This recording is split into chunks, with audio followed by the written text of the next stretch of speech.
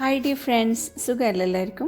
അപ്പോൾ ഇന്നത്തെ ഈ ഒരു കുഞ്ഞു വീഡിയോയിൽ ഞാൻ നിങ്ങളായിട്ട് ഷെയർ ചെയ്യുന്നത് നല്ല സിമ്പിളായിട്ട് അധികം എണ്ണയൊന്നും ഇല്ലാണ്ട് നമുക്ക് ഉണ്ടാക്കാൻ പറ്റുന്ന ഒരു ചായക്കടീൻ്റെ റെസിപ്പി. അതുപോലെ തന്നെ ചപ്പാത്തിക്കും ദോശക്കും അതുപോലെ തന്നെ കലത്തപ്പത്തിനൊക്കെ കൂട്ടാൻ പറ്റുന്ന നല്ല അടിപൊളിയായിട്ടുള്ള വെള്ളക്കടലേൻ്റെ റെസിപ്പി. അപ്പോൾ വീഡിയോ നിങ്ങൾക്ക് ഇഷ്ടപ്പെടുന്നു വിചാരിക്കുന്നു. ഇഷ്ടപ്പെട്ടെങ്കിൽ ഒന്ന് ലൈക്ക് ചെയ്യണേ. അതുപോലെ തന്നെ നിങ്ങളുടെ വിലയേറിയ അഭിപ്രായങ്ങളൊക്കെ കമൻറ്റ് ചെയ്ത് അറിയിക്കാം. എന്നും പറയുമ്പോൾ തന്നെ വീഡിയോക്ക് താഴെ സബ്സ്ക്രൈബ് ബട്ടൺ ഒന്ന് സബ്സ്ക്രൈബ് ചെയ്ത് സപ്പോർട്ട് ചെയ്യാം. അപ്പോൾ ഇതാ ഞാൻ ഉച്ചയ്ക്ക് ശേഷം കിച്ചണിലേക്ക് വന്നിട്ട് ആദ്യം തന്നെ ഞാൻ 2 കലത്തപ്പം ഉണ്ടാക്കിയെന്ന്. നല്ല അടിപൊളിയായിട്ടുള്ള കലത്തപ്പം, ചെറുതാണ് 2 അപ്പോൾ വെള്ളക്കടല ഉണ്ടാക്കുന്നതുകൊണ്ട് തന്നെ ഞാൻ കുറച്ച് അരിയും കൂടി പൂത്തി വെച്ചിട്ടുണ്ടായിരുന്നു. അപ്പോൾ കലത്തപ്പം ആദ്യം ചുട്ട് വെക്കുന്നത്, പിന്നെ മോന് നോമ്പില്ലാത്തതുകൊണ്ട് അവനും കൂടി കൊടുക്കാമെന്ന് വിചാരിച്ചു. അവൻ്റെ ഫേവറേറ്റാണ് കലത്തപ്പം. കലത്തപ്പം എല്ലാവർക്കും ഉണ്ടാക്കാൻ അറിയായിരിക്കും, പക്ഷെ എന്നാൽ കൂടി ഞാൻ ലിങ്ക് താഴെ കൊടുക്കുന്നുണ്ട്, ആവശ്യമുള്ളവർ കണ്ടു നോക്കാം. അപ്പോൾ ഇതവിടെ ഉണ്ടാക്കുമ്പോൾ തന്നെ മറ്റേ അടുപ്പിൽ ഞാനിതാ ഇറച്ചീൻ്റെ മസാല ഉണ്ടാക്കുന്നുണ്ട്. ഇറച്ചി മസാല നമ്മൾ സാധാരണ ഉണ്ടാക്കുന്ന മസാല തന്നെ. അപ്പോൾ അതുകൊണ്ട് അത് ഡീറ്റെയിൽ ആയിട്ട് കാണിച്ചിട്ടൊന്നുമില്ല. ബീഫ് വെച്ചിട്ടാണ് ഉണ്ടാക്കിയത്. അപ്പോൾ കലത്തപ്പം അവിടെ നിന്ന് പോവട്ടെ. ആ സമയം കൊണ്ട് നമുക്കിതാ ഈ ഒരു മസാല അതിലേക്ക് 3 മുട്ട എടുത്തിട്ടുണ്ട് ഞാൻ. അപ്പോൾ ഇതൊന്ന് ഉടച്ചൊഴിച്ച് കൊടുക്കുക ഇതിലേക്ക്.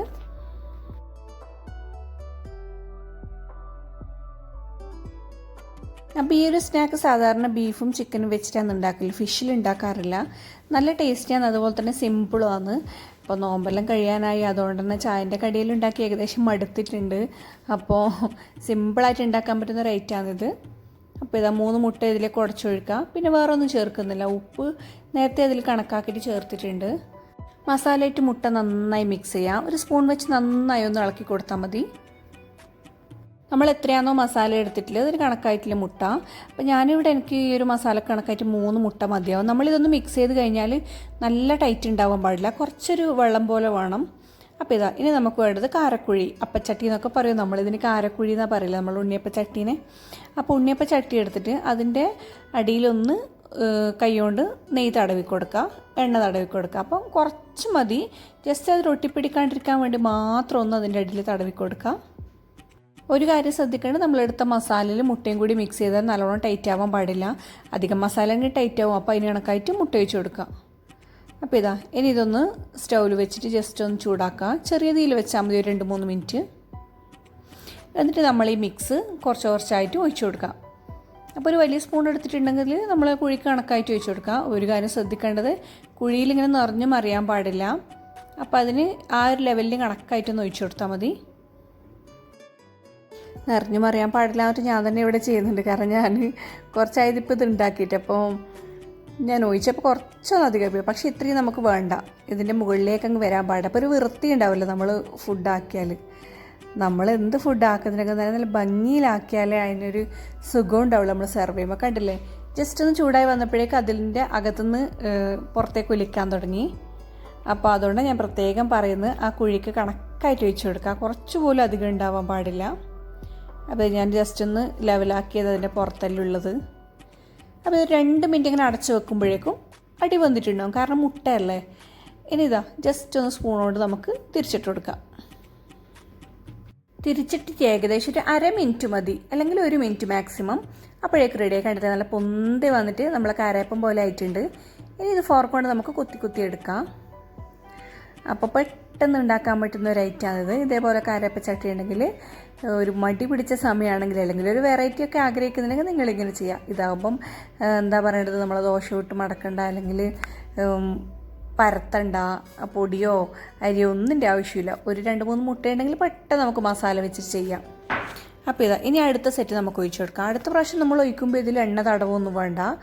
ഇത് ശരിക്കും എണ്ണൻ്റെ ആവശ്യമില്ല. ഇപ്പം നോൺ സ്റ്റിക്ക് പാനൊക്കെ ആണെങ്കിൽ നമുക്ക് അങ്ങനെ ചുട്ടെടുക്കാം, തീരെ എണ്ണ തടവാണ്ട്. അപ്പോൾ ഞാനിത് അടുത്ത സെറ്റ് ഒഴിച്ച് കൊടുക്കുകയെന്ന്. ഇപ്പോൾ ഏകദേശം ഒരു 5 മിനിറ്റിൻ്റെ ഉള്ളിൽ തന്നെ നമുക്കിത് എടുക്കാൻ പറ്റും. ഇപ്പോൾ വീഡിയോ എടുക്കുമ്പോൾ ഇങ്ങനെ കുറച്ച് ലാഗ് ആയിരുന്നേ ഉള്ളൂ. ശരിക്കും ഒരു 5 മിനിറ്റിനുള്ളിൽ തന്നെ പെട്ടെന്ന് നമുക്ക് വേവിച്ചെടുക്കാം. അപ്പോൾ ഇതാ നമ്മളെ കാരക്കുഴിയെല്ലാം റെഡി ആയിട്ടുണ്ട് ഇവിടെ. അപ്പോൾ ഇന്നത്തെ ചായക്കടിക്ക് ലൈറ്റായി. അധികം ആൾക്കാരും മസാലകളൊക്കെ ഫ്രീസറിൽ ബോക്സിൽ സൂക്ഷിക്കുന്നവരായിരിക്കും. അപ്പോൾ ചിക്കൻ്റെയും ബീഫിൻ്റെയും മസാലയൊക്കെ നമ്മൾ ബോക്സിലാക്കി വെച്ചിട്ടുണ്ടെങ്കിൽ ഇതുപോലെ പെട്ടെന്ന് അതിൽ 2-3 മുട്ടയിട്ട് അടിച്ചിട്ട് നമ്മൾ ചായക്കടിയാക്കാൻ പറ്റും. അപ്പോൾ ഇതാ അൽഹംദുലില്ലാ നോമ്പ് 29 വളരെ നന്നായിട്ട് തന്നെ കഴിഞ്ഞ്. ഇനി ചപ്പാത്തിയും കടലക്കറി ഉണ്ടാക്കലാന്ന്. 2 കാലത്തപ്പം നേരത്തെ ഉണ്ടാക്കി വെച്ചിട്ടുണ്ട്, അവിടെ കുറച്ച് ചപ്പാത്തി ഉണ്ടാക്കുന്നുള്ളൂ. അപ്പോൾ ഇതാ ഈ വെള്ളക്കടല ഞാൻ രാത്രി തന്നെ വെള്ളത്തിലിട്ട് വെച്ചിട്ടുണ്ടായിരുന്നു. അപ്പോൾ നന്നായി കുതിർന്നിട്ടുണ്ട്. ഇതൊന്ന് കഴുകി ഒന്ന് വെള്ളമെല്ലാം കളഞ്ഞെടുത്തിട്ടുണ്ട്. ഇനി നമ്മളിത് വേവിച്ചെടുക്കുന്ന കുക്കറിലാണ്. അപ്പോൾ കുക്കർ ഞാൻ ആദ്യം തന്നെ ഇതാ കുറച്ച് എണ്ണ ഒഴിച്ചിട്ടുണ്ട്. ഇനി ഒരു വലിയ ഉള്ളി ചെറുതായിട്ട് കട്ട് ചെയ്തിട്ട് ഇതിലേക്ക് ഇട്ടിട്ടുണ്ട്. ഇനി ഇത് നന്നായി ഒന്ന് വഴച്ചെടുക്കണം. ഏകദേശം ഒരു 1 മിനിറ്റ് കഴിഞ്ഞാൽ നമുക്കിതിലേക്ക് ആവശ്യത്തിനുള്ള ഉപ്പ് ചേർത്ത് കൊടുക്കാം. പിന്നെ ഒരു 1/4 ടീസ്പൂൺ മഞ്ഞൾപ്പൊടി, ഒരു 1/4 ടീസ്പൂൺ ഗരം മസാല, 1/2 ടീസ്പൂൺ മല്ലിപ്പൊടി, അതുപോലെ തന്നെ 1/2 ടീസ്പൂൺ മുളക് പൊടി. ഞാൻ എടുത്തിട്ടില്ല കടലക്ക് കണക്കായിട്ടുള്ള അളവാണ് ഞാൻ പറയുന്നത്. നിങ്ങൾ കൂടുതൽ എടുക്കുന്നുണ്ടെങ്കിൽ അതിന് കണക്കായിട്ട് യൂസ് ചെയ്യാം. ഞാൻ ഏകദേശം ഒരു കപ്പ് 1.5 കപ്പിൻ്റെ അടുത്ത് കടല എടുത്തിട്ടുണ്ട്. അപ്പോൾ ഇത് നന്നായി ഒന്ന് വഴറ്റാം. പിന്നെ ഈ കടലയും കൂടി ഇതിലേക്ക് ഇട്ട് കൊടുക്കാം. അപ്പോൾ ഇത് വെള്ളത്തിൽ ഇട്ട് വെച്ച കടലയാണ്, അതുകൊണ്ട് തന്നെ പെട്ടെന്ന് വെന്ത് കിട്ടും, അത്രയൊന്നും വേവില്ല. അപ്പോൾ വെള്ളത്തിൽ ഇടാണ്ടുള്ള കടലയാണെങ്കിൽ ഒരു 10 മിനിറ്റ് ഹൈ ഫ്ലെയിമിൽ നന്നായി ഒന്ന് വേവിച്ചതിന് ശേഷം പിന്നെ വേറെ പാത്രത്തിൽ വേവിച്ചതിന് ശേഷം നമുക്ക് കുക്കറിൽ ഒന്നുകൂടി ഒന്ന് വിസിൽ ചെയ്തെടുക്കാം. അപ്പോൾ ഇത് ഈ മസാലകൾ നന്നായി ഒന്ന് മിക്സ് ചെയ്യാം. ഇനി നമുക്കിതിലേക്ക് ചേർക്കേണ്ടത് ഒരു വലിയ തക്കാളിയാണ്. വലിയ തക്കാളി ചെറിയ പീസായിട്ട് കട്ട് ചെയ്തിട്ട് ഇതിലേക്ക് ചേർത്ത് കൊടുക്കാം. ഒന്നിളക്കി മിക്സ് ചെയ്തതിന് ശേഷം നമുക്കിതിലേക്കൊരു ഉരുളക്കിഴങ്ങ് കൂടി ചേർത്ത് കൊടുക്കേണ്ടതുണ്ട്. അപ്പോൾ ഞാൻ ഇവിടെ ചെറുതായിട്ട് കട്ട് ചെയ്തിട്ട് ഉരുളക്കിഴങ്ങ് കൂടി ചേർത്ത് കൊടുക്കുന്നുണ്ട്. പിന്നെ ഇതാ ആവശ്യത്തിനുള്ള വെള്ളവും ചേർക്കാം. മസാല ഡ്രൈ ആവുന്നുണ്ടെങ്കിൽ കുറച്ച് വെള്ളം കൂടി ചേർത്ത് കൊടുക്കാം. ഉരുളക്കിഴങ്ങ് കൂടി ഇട്ടൊന്ന് മിക്സ് ചെയ്തിട്ട് ഒരു 2 മിനിറ്റ് ഹൈ ഫ്ലെയിമിൽ ഇതേപോലെ ഒന്ന് വഴറ്റിയെടുക്കാം. പിന്നെ നമുക്കിതിലേക്ക് ആവശ്യത്തിനുള്ള വെള്ളമൊഴിക്കാന്ന് വെച്ചാൽ ഈ ഉള്ള കടലേൻ്റെ മുകളിലേക്ക് ജസ്റ്റ് ഒന്ന് നിൽക്കുന്നത് വരെ വെള്ളമൊഴിച്ച് കൊടുക്കുക. പിന്നെ ഉപ്പും കൂടി ഒന്ന് ജസ്റ്റ് കറക്റ്റാണെന്ന് നോക്കാം. പിന്നെ നമുക്കിതൊന്ന് അടച്ച് വെച്ച് വേവിക്കാം. അപ്പം ഞാനിവിടെ ഒരു 4 വിസിൽ ഹൈ ഫ്ലെയിമിൽ 4 വിസിലാണ് കൊടുത്തിട്ടുള്ളത്. അപ്പോഴേക്കും നന്നായി വെന്തിട്ടുണ്ട്. ഈ കറിയിലേക്ക് വേണ്ട ഒരു അരപ്പ് റെഡിയാക്കണം. അതിന് വേണ്ടി ഇതാ ഒരു പാത്രം എടുത്തിട്ടുണ്ട്. ഞാൻ ഒരു 3-4 ടേബിൾ സ്പൂൺ ഇവിടെ തേങ്ങ ചേർത്ത് കൊടുക്കുന്നുണ്ട്. അപ്പോൾ തേങ്ങ ഒരു 1/4 തേങ്ങ അളവ് പറയുകയാണെങ്കിൽ അപ്പോൾ അതിലേക്ക് ഒരു കഷ്ണം ഇഞ്ചി, ഒരു കഷ്ണം വെളുത്തുള്ളി ചെറുതായി കട്ട് ചെയ്തിട്ട് ചേർത്ത് കൊടുക്കാം. പിന്നെ ഇതാ ഒരു പച്ചമുളക് ഞാനിവിടെ പൊട്ടിച്ചിട്ട് കൊടുക്കുന്നുണ്ട്. അപ്പോൾ ഇതെല്ലാം നമുക്ക് മിക്സിയിൽ ഒന്ന് അരച്ചെടുക്കാൻ വേണ്ടിയിട്ടാണ്. പിന്നെ ഇതാ ഒരു 1/4 ടീസ്പൂൺ ചെറിയ ജീരകം, 1/4 ടീസ്പൂൺ വലിയ ജീരകം, പിന്നെ ഒരു ചെറിയ കഷ്ണം പട്ട, അതുപോലെ തന്നെ കുറച്ച് മല്ലിയില, പിന്നെ ഒരു ഏലക്ക, അതുപോലെ തന്നെ ഒരു ഗ്രാമ്പൂ, പിന്നെ ഒരു 6-7 അണ്ടിപ്പരിപ്പും കൂടി ചേർത്ത് കൊടുക്കുന്നുണ്ട്. അപ്പോൾ ഇതും കൂടി ചേർത്താൽ നല്ലൊരു ടേസ്റ്റും ഫ്ലേവറും ആയിരിക്കും. അപ്പോൾ ഇത് വെള്ളത്തിലിട്ട് പുതിർത്തിയിട്ടൊന്നുമില്ല, അങ്ങനെ തന്നെ ചേർത്ത് കൊടുക്കുന്നത്. അപ്പോഴേക്കിതാ നമ്മളെ കടലെല്ലാം നന്നായി വെന്തിട്ടുണ്ട്. ഒരു 4 വിസിലാകുമ്പോഴേക്ക് റെഡി ആയിട്ടുണ്ട്. പിന്നെ ഇതിന് ഉപ്പൊന്ന് കറക്റ്റാണെന്ന് നോക്കാം. പിന്നെ നമ്മുടെ ഈ അരപ്പൊന്ന് ഇതിലേക്ക് ഒഴിച്ചു കൊടുക്കുക. നന്നായി അരച്ചിട്ടുണ്ടേ. അപ്പോൾ ഇതാ ഇതിലേക്ക് ഒഴിച്ചു കൊടുത്തിട്ട് നല്ല ഹൈ ഫ്ലെയിമിൽ ഒരു 5 മിനിറ്റ് ഒന്ന് വേവിച്ചെടുക്കാം. അരപ്പെല്ലാം നന്നായി ഒന്ന് മിക്സായിട്ട് ഒന്ന് കുറുകി വരേണ്ട കാര്യമേ ഉള്ളൂ. അപ്പോഴേക്കും നമ്മൾ കറി റെഡി ആയിട്ടുണ്ട്. പിന്നെ ഇതിലേക്കൊന്ന് കടുക് കാച്ചി ഒഴിക്കുന്നുണ്ടെങ്കിൽ ഒഴിക്കുക, പക്ഷെ അതിൻ്റെ ആവശ്യമൊന്നുമില്ല. ഇങ്ങനെ തന്നെ നല്ല ടേസ്റ്റാണ്. പിന്നെ കറി ഒന്നുകൂടി ഒന്ന് തിക്കാവണമെങ്കിൽ ഇതുപോലെ അതിലുള്ള കടല ഒന്ന് ഉടച്ചു കൊടുക്കുക ആ കയ്യിലുകൊണ്ട് തന്നെ.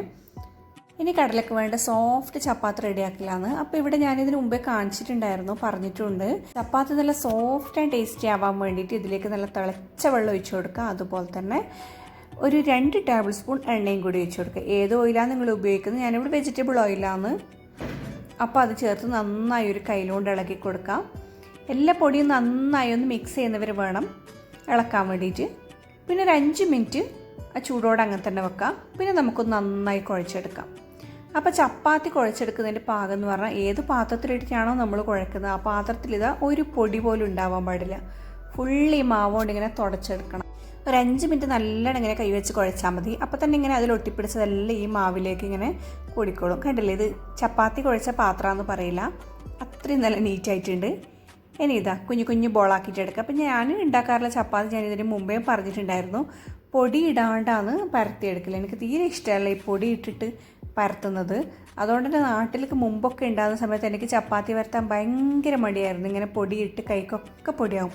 അപ്പോൾ ഇവിടെ ഞാൻ ചപ്പാത്തിക്ക് വേണ്ട പൊടി മാത്രമേ എടുക്കൂ. അതിനുശേഷം ഒരു തരി പൊടി ഞാൻ യൂസ് ചെയ്യില്ല. ഇതാ ഇതുപോലെ നീളത്തിലിങ്ങനെ ചപ്പാത്തി മാവ് ആക്കാം. അതിനുശേഷം കത്തി കൊണ്ടൊന്ന് കട്ട് ചെയ്ത് നമുക്ക് നല്ല അടിപൊളിയായിട്ട് പരത്തിയെടുക്കാം. പിന്നെ ഈ രീതിയിൽ നമ്മൾ പരത്തിയെടുക്കുകയാണെങ്കിൽ നമുക്കിതുപോലെ ചപ്പാത്തി അട്ടിക്കട്ടിക്ക് തന്നെ വെക്കാം, ഒട്ടുമൊന്നുമില്ല, ഒരു തരി പൊടിയും ചേർക്കണ്ട. അപ്പോൾ ഇങ്ങനെ അട്ടിക്കട്ടിക്ക് വെക്കുന്നതായിരിക്കും നല്ലത്. നമ്മൾ വേറെ വേറെ ചപ്പാത്തി വെക്കുമ്പോൾ നല്ലോണം ഡ്രൈ ആയും നമ്മൾ ചപ്പാത്തി പരത്തി കഴിയുമ്പോഴേക്കും.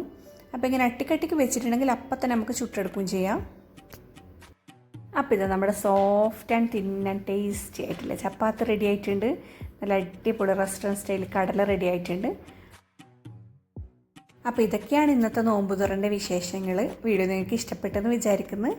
അപ്പോൾ ഇൻഷാ അല്ലാഹ് വേറൊരു വീഡിയോ ആയിട്ട് വീണ്ടും കാണാം. അതുവരെ ടേക്ക് കെയർ, ബൈ.